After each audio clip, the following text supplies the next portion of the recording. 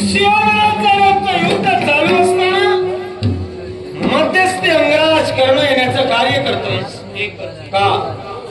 पृथ्वी दिग्विजयाची प्रतिज्ञा आम्ही केली आणि हस्तिनापुरात केलेली प्रतिज्ञा सत्य करण्यासाठी कित्येक राजकर्ते आम्ही जिंकलेले आणि क्रमाक्रमाने प्रत्येकावर विजय प्राप्त करणं हे कर्तव्य आमचे आणि त्या कर्तव्यासाठी तुमच्या समोर ज्या कर्तव्याच्या परिपूर्ततेसाठी या पांचाल देशापर्यंत येणं झालं, तो राजा झुंपक जोपर्यंत जिवंत आहे तोपर्यंत या केवळ पांचाल देशाचं रक्षण नक्कीच करेल.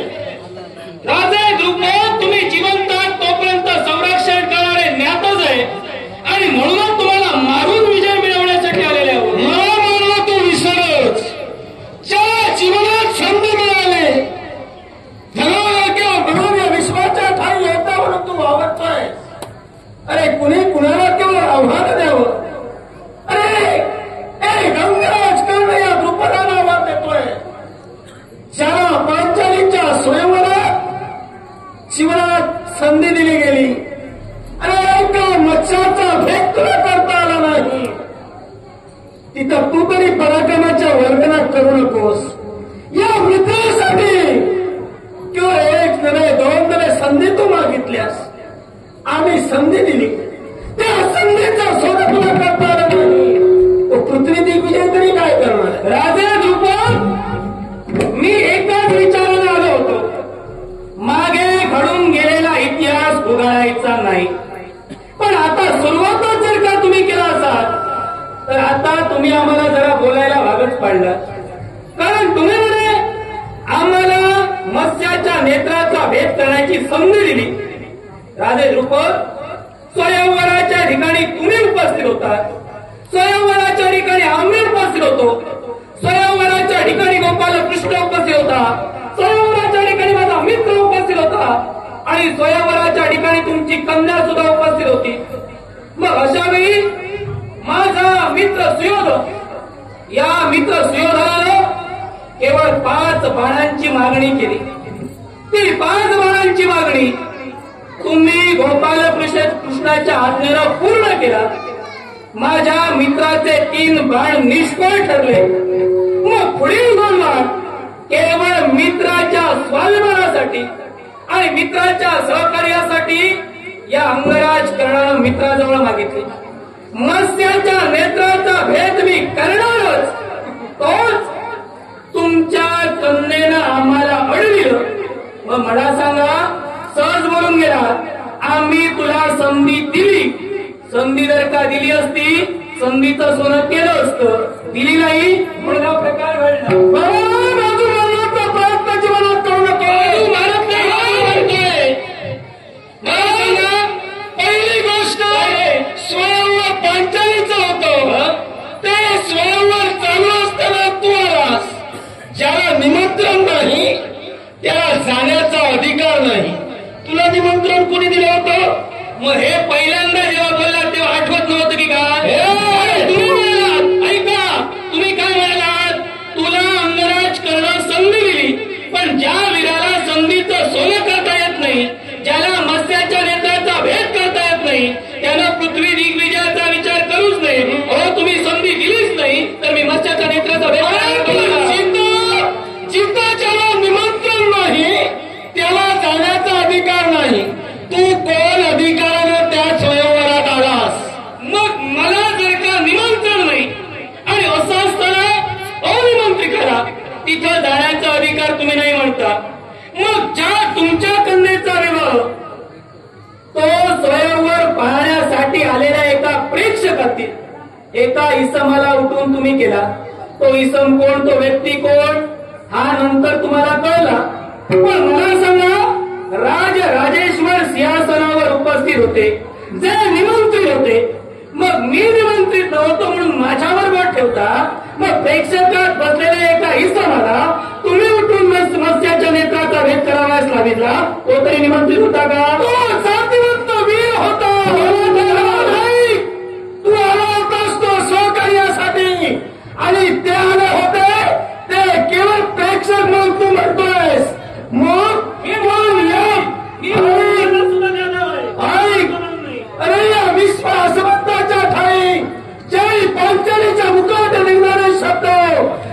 विश्वाच्या पटावर एकही वीर नाही, त्याने तो जातिवंत वीर होता म्हणून तो केवळ खंबीर उभा राहून म्हणाला मी मच्छलाद करेन.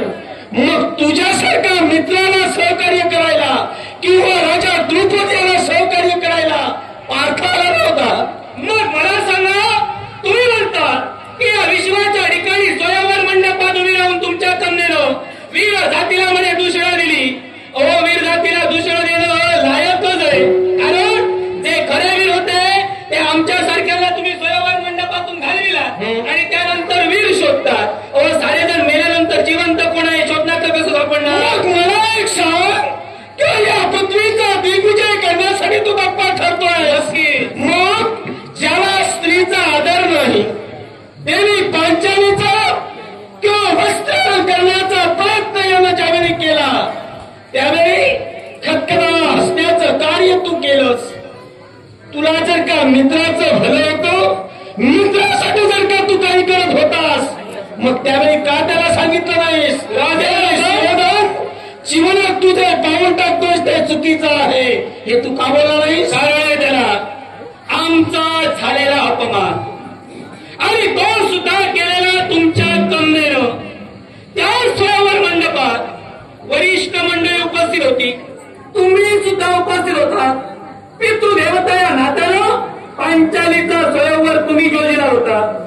सत्य आहे ना? मला सांग. सत्य आहे ना? होय. मग जर का पांचालीचा स्वयंवर तुम्ही रचला होता, वरिष्ठ तुम्ही होता, प्रत्येक निर्णय घेण्याचा अधिकार तुम्हाला होता, मग तुमचं अष्ट मंत्रिमंडळ तिथं उपस्थित असताना, तुम्ही उपस्थित असताना, गोपाल कृष्ण उपस्थित असताना तुमच्या कन्येनं स्वतः भर दरबारात उभं राहून आम्हाला रोखण्याचा तिला काय अधिकार होता?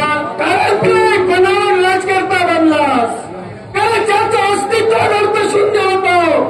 मला सांग, तिने अपमान तुझा केला म्हणून तू हे सारं केलं हसलास. स्त्रीचा आदर तू केला नाहीस, म्हणजे दुसऱ्यानं जर गाय मारली तर आपण वासू मारावं या नीतीचा तू आहेस का?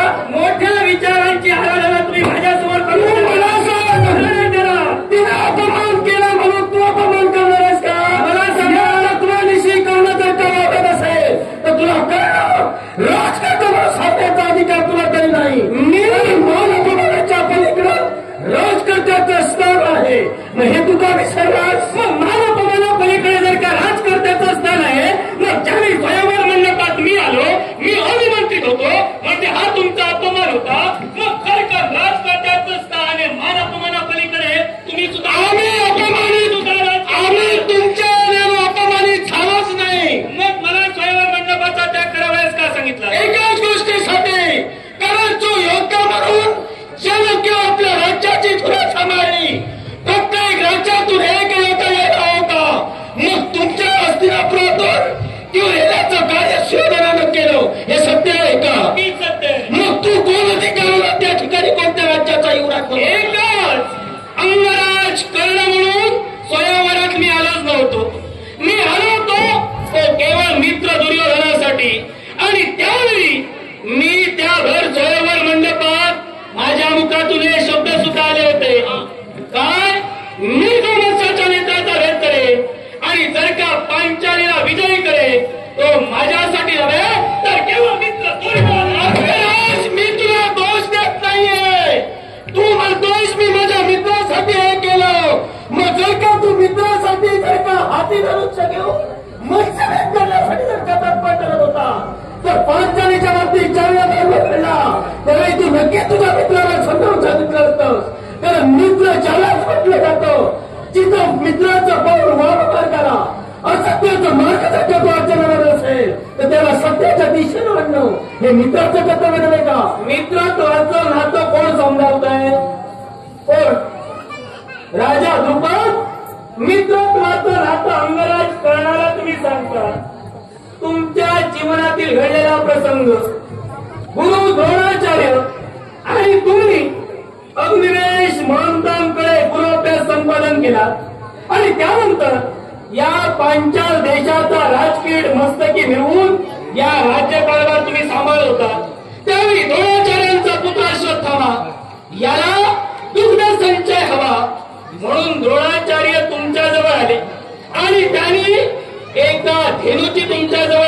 केली.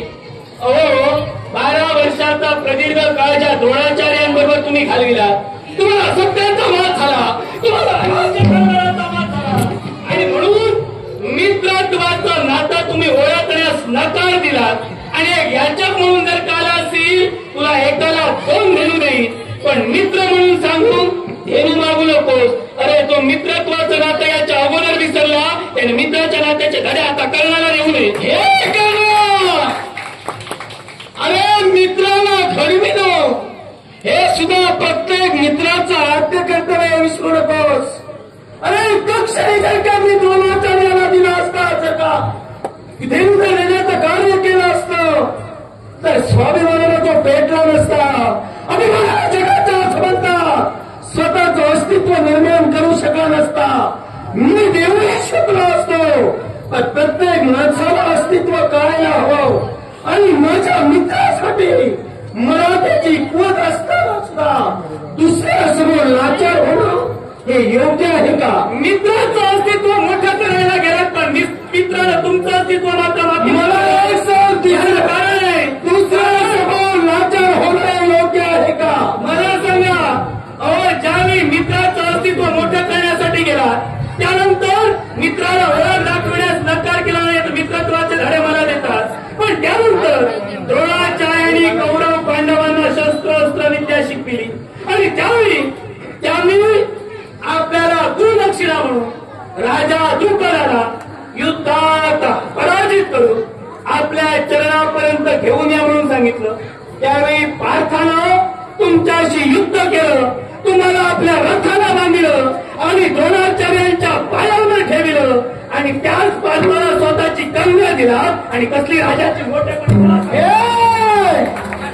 पार्थाचं कर्तृत्व महान आहे. तुझ्यासारखा पार्थ नाहीये, लक्षात ठेव.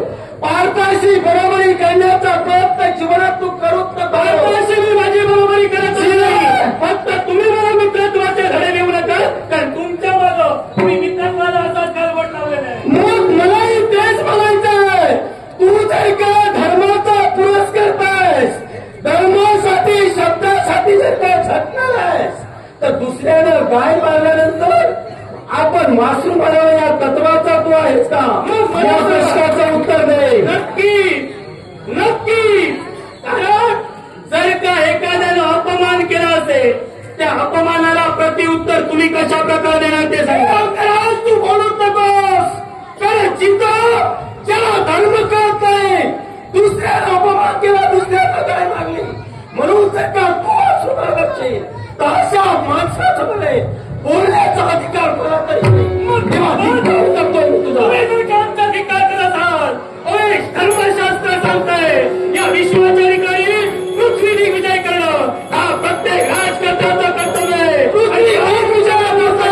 तुमच्या समोर मिळालंय. पृथ्वी दिग्विजयापुरता धर्म आहे, माणसाच्या आचरणात धर्म आहे, आणि तो धर्म तुझ्या आचरणात नाही.